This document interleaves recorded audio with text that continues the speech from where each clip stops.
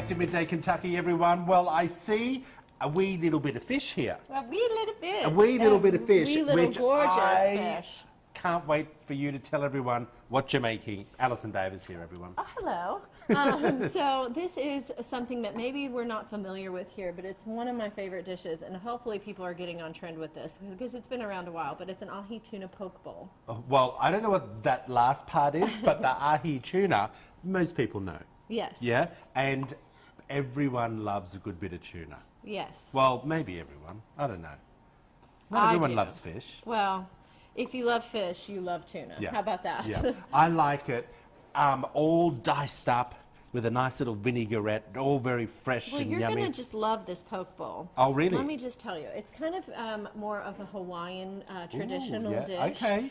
Where you take the fresh tuna and you have fresh vegetables, a lot of times with rice, but it's like this full dish with bowls, like set, almost like how we do a Cobb salad here. Got you. But it's with tuna and these fresh vegetables, and it's called a poke bowl. All right. Okay. So you've got cucumber so I have already some done. cucumber noodles, Yeah. and so I'm going to use that as the base instead of the rice. Okay. Yeah. And then we have some daikon radish, which is kind of Oh. that Japanese like radish. It's just nice and crisp and white. Can you eat that raw? You can.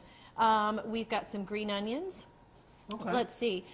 For a little That's bit. okay. Yeah, I it's don't just hate a that. crunch. Yeah. It gives it a little bit of a crunch. So we're going to add some avocado into this, and then a bit of mango for the sweetness.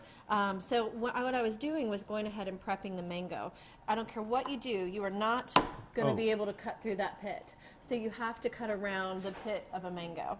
So once we cut... Take out a bit of anger there, dear. I know. I'm like... It just frustrates me. You know, you buy these big mangoes, and then, you know, what you're left with is like a big old pit. I know, but as a kid, you grab the mango Oh, yeah, seed and you go eat to it, town. and almost you can choke on the damn thing because you start slicing, and then you got mango string teeth. And, Why don't you show us how it's done? No, not on camera. I'll eat on camera. It doesn't faze me, but not a mango seed. So once you've cut around the pit, I do it basically like I do an avocado, where I'll score it in the peel. Yep. So you go through and just kind of run your knife along that peel. You go back across. Just like a dice. Exactly. And then when you're ready to, you can just kind of lay that knife flat and just run it right across the bottom. I can't do that.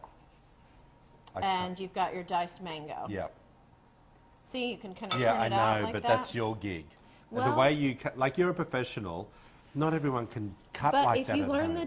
the tips and the tricks, you can. So that's what we're Okay. here for. Okay.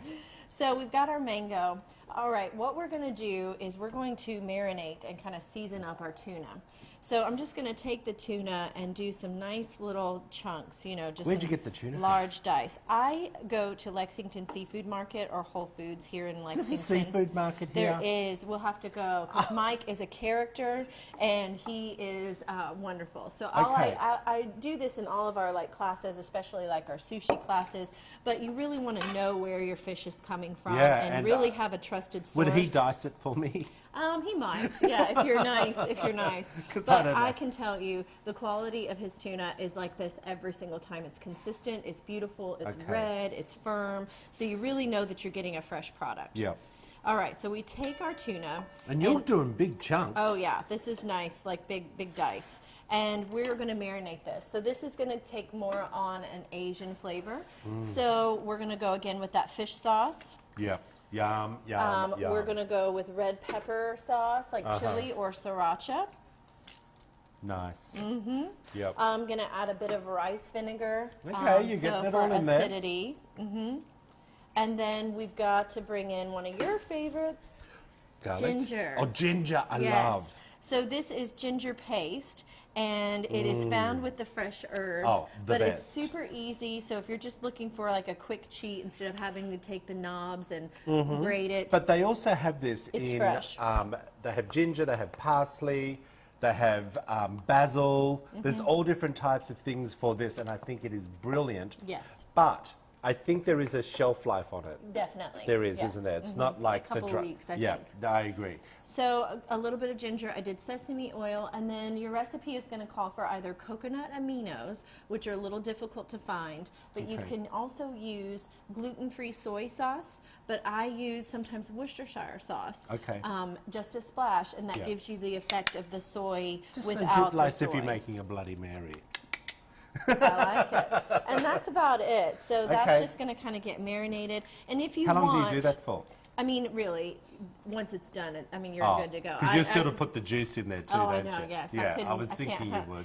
But if you don't like it raw, you can sear this off just a little bit and still have the ahi tuna in the center. But if you're getting that good quality, this is sushi grade. You can eat it just like this, like sashimi. Yeah, and the thing is also, I would probably dice it up a bit smaller if I was eating it, but I like the idea of on the grill. Yeah. Do you like that? Yeah. And you could even grill it You can ahead. Yeah. over to our website, everyone, at wtvq.com/midday Kentucky. Click on the recipe link. We're going to plate this up now. Appreciate it. Back after this short break.